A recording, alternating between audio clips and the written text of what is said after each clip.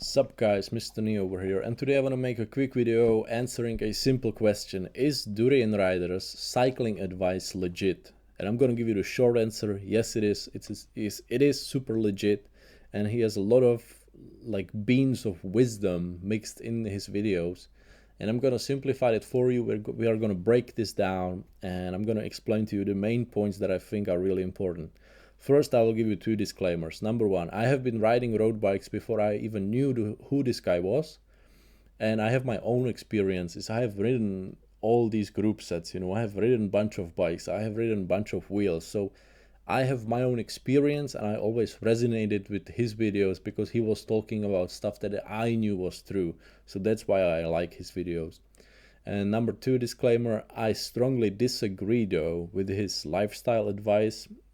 And I'm not talking about his vegan diet, I'm talking about the stuff he's promoting with his partners, stuff like that. You might sort of get what I'm getting at over here, and I will talk about that at the end of the video. But let's get back to the cycling advice. Durian Rider, he's like the rim brake evangelist, if you will. He talks about how great road bikes are. Yes, road bikes are great, but I think that for most people, a trekking bike with V brakes would be a better choice, and especially for somebody who's starting. If you want the best bike that costs like 100 to 200 euros, just very cheap, buy a trekking bike with V brakes, alloy rims, you can put mudguards on it, rack on it, you can have mountain bike triple, you can have big cassette in the back, and you can ride anything. I have ridden up Stelvio Pass, the biggest road in Europe, on a bike like that. So a bike like that for most of the world would be better. But when it comes to road bikes, that's what you want to hear. He talks about rim brakes a lot. Personally, I love rim brakes, and I totally agree with him that rim brakes for road bikes make a lot of sense, and they just feel great, especially if you ride like a high-end alloy rims like Fulcrum Racing Zeros, maybe some Mavic Seriums, maybe some hand-built DT Swiss wheel with like 350 hubs and 410 rims. Those will feel absolutely amazing. They feel good as gold, and the braking power is amazing. You can throw yourself over the bars with rim brakes on a road bike, and you can definitely throw yourself over the bars with V brakes on a trekking bike. So, and you can even skid the bike with cantilever brakes. So rim brakes are really good, especially if you are a guy, because you have a little bit stronger hands. But when you have like Shimano calipers, Shimano road calipers as a brakes on your bike, that's perfectly safe for anybody. Like some alloy rims, some Shimano calipers, a female, kid, a guy, even if you are over 100 kilos, that will stop you no problem whatsoever. They will not overheat on a downhill.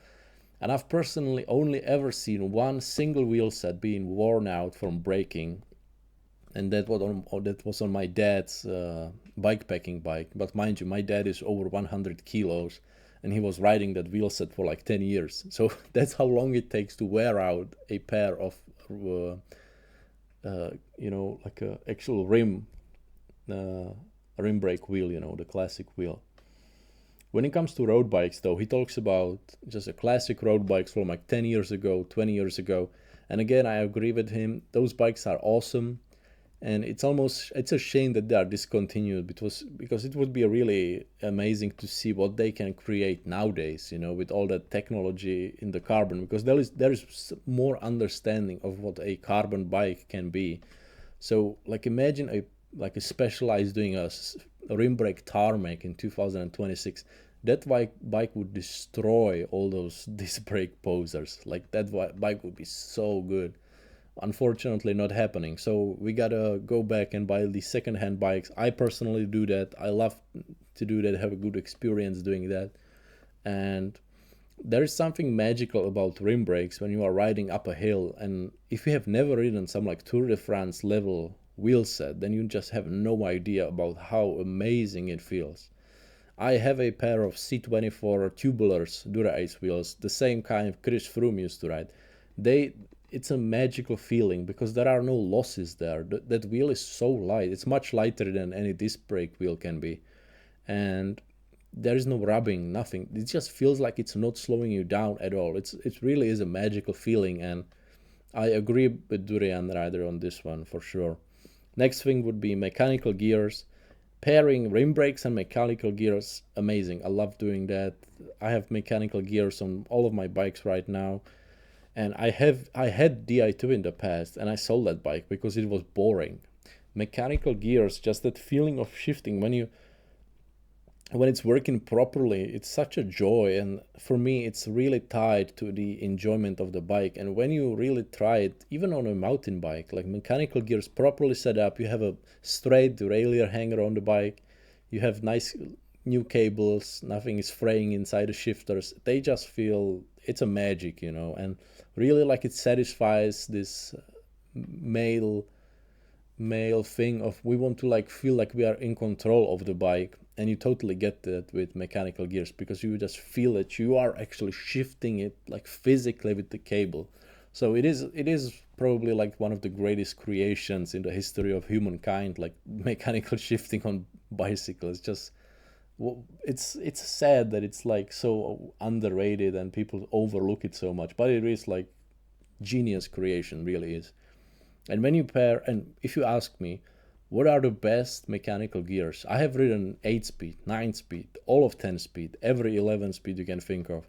And I have test ridden all of 12 speed. I can tell you that the smoothest shifting is 9 speed Durays. That stuff shifts like butter. Like it's unbelievable how smooth, it's like silk. But maybe you are a little bit limited with the gear range because you can only fit like 28, the biggest cock in the back. So I would say maybe the 11 speed, just for the versatility. You can fit 11 to 36 basically on the 11 speed, and you can ride anything on that. So next thing we got is compact gears and subcompacts. Maybe you've heard Durianrider talking about you need a compact gearing, forget the standard. And again, I totally agree. I know only one guy that can spin a 5339 and not spin out. Just he can ride that and make it work.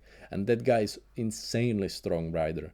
So if only I know one guy, then basically no one else can ride it. I certainly can't ride it. And I'm like a younger dude and I'm fit, whatever. And I still can't make it work. So forget about standard. And honestly, even the compact gears are pretty big for like a normal rider, because to really justify having that 50 in the front, you need to average above 30 kilometers per hour. And are you doing that? Can you average above 30 kilometers per hour on your own? I doubt that. I can't do that. So I cannot do that. And so I think I wish we had more like the GRX style of gears for road bikes, which you can do now with GRX. So I would definitely look into that. Having like a 4630 in the front, that will just open up this, like, again, it will help you with this like freedom of cycling. You can go anywhere with gears like that, and they're just very easy on your knees and legs, and you can really spin it out, and you can just ride anywhere. And even just like when you stop at a red light and you have to start going again, having those easier gears, it just makes life a lot easier. And trust me, I have like KOMs on the road over 50 kilometers per hour, like a sprint KOMs, and I have that on 46 44, like a cyclocross style of chain rings. So 46 is good enough for even a flat KOMs, trust me. Like nobody's gonna I'll drop you because you have a 46. Again, I have that experience because I have been riding cyclocross bikes and I carried those 46 to road because I know that they feel really good.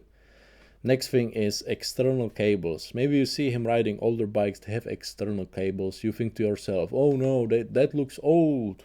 That looks old, that must be bad.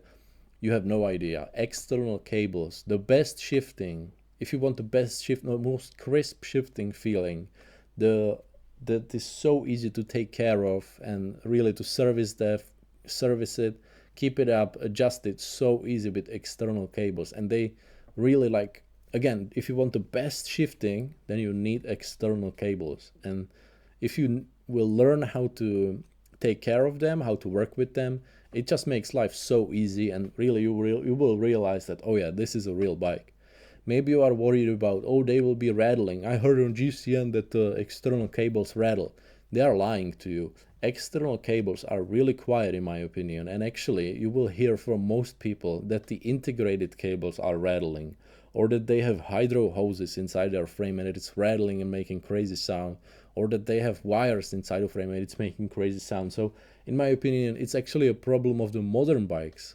On my external cable routed titanium bike, I rarely hear anything from the cables. Maybe on some like really like harsh terrain, maybe it will like do a little, you will just hear it like touching the metal a little bit. But just people just talk so much BS. But if you ask somebody who has real experience like me, I will tell you how it is straight up. The next we have mountain bike shoes. Mountain bike shoes, you will see Durian Rider riding basically only mountain bike shoes, and again I agree, they are really great. And trust me, if you give mountain bike shoes to Mathieu van der Poel and you have a race with him on a road bike, he's still gonna drop you. If you give Mathieu van der Poel his mountain bike shoes and you block him in some random road race, he's still gonna win. I have top of the line Shimano mountain bike shoes and they are perfect. They are so stiff. They are almost too stiff in my opinion, because they can, if you have like a, if you are riding on a really rough surface all day, that maybe you can feel your legs being a little bit tired from that. So mountain bike shoes are perfectly fine and there is absolutely no loss in stiffness. Again, buy both of those. Buy, if you go ahead, like spend like thousand euros on it, buy a pair of top of the line road shoes and mountain bike shoes. I doubt that you will improve your time by much on those road shoes, and you are just risking so much. You can't walk in them, you can't do anything in them, you risk slipping, you will wear out your cleats, you will wear out your pedals faster. You can't even clip in properly and fast, which is kind of dangerous in like real life traffic. So just all these disadvantages, when the answer is right there. MTB shoes with Shimano SPD pedals, magical combo. Next we have, I really like his talk about safety gear. He likes bright jersey, bright helmet, something like a POC helmet, that orange POC helmet. I have that one. It's so good. You will see it literally from like a kilometer away. I have a hill above my house that's 1 kilometer away. Unfortunately, it's a very busy road, so I have a lot of cars here, which kind of sucks. But sometimes I will see this guy that rides here and he has that helmet, and that top of the hill is 1,000 meters away, and I can see that helmet on him from 1,000 meters. So guys, if you want to be safe on the bike, please wear something like a neon yellow jersey and this kind of POC orange helmet. That can save your life one day when you are wearing that stuff. Forget about all that fashion stuff. The fashion stuff is cool, yeah, and on like a nice sunny day, yeah, you can wear some fashion jersey. But when it's like a little bit dark or whatever, or you know that you will be riding on some busy roads, get some high visible gear, super important. And one last bit of advice that I will give you is Kedai BM45. This is actually directly took from Durianrider, and it's a mirror for your road bike. And you might think, what, a mirror? I don't want to look like a something. Let me tell you something. If you have a radar, the Garmin radar on your bike, that is cool, because that like tells you, yeah, there is something coming, but you don't know what it is. If you have a mirror, this Kedai BM45, which is a tiny thing, you will just have a little glance down there at the end of your handlebars, and you see directly what it is behind you, and it will give you such confidence. Not that you can be like reckless in the traffic, but you will know what's behind you and you will feel much safer. You can do much like better decisions while on the bike. And imagine there is a car coming at you and it's like not giving you any space or anything. You can see that with the mirror, so you can like get away. You can avoid crashes, stuff like that. This mirror, really, I highly recommend it that you put it on your bike. And trust me, if anybody looks at you like, oh, you have a mirror on your bike, let me tell you, you are the real man for putting a mirror on your bike.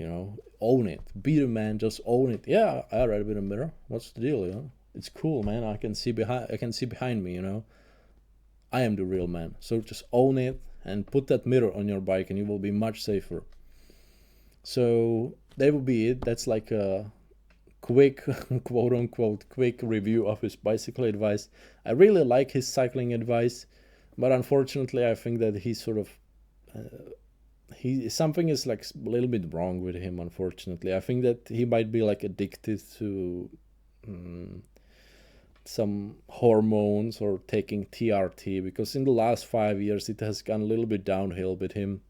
But his older videos, those are really good. And don't get pulled into that like Durian Rider universe, but definitely go check out his older cycling videos. There is so much good stuff to learn, especially if you are been cycling the cyclist that's beginning road biking, stuff like that. So is his cycling advice legit? Yes, it is. And there you have it, guys, straight from me. I have the same experience as him, so I can vouch for it. It is legit. Peace out, guys. Mr. Nee.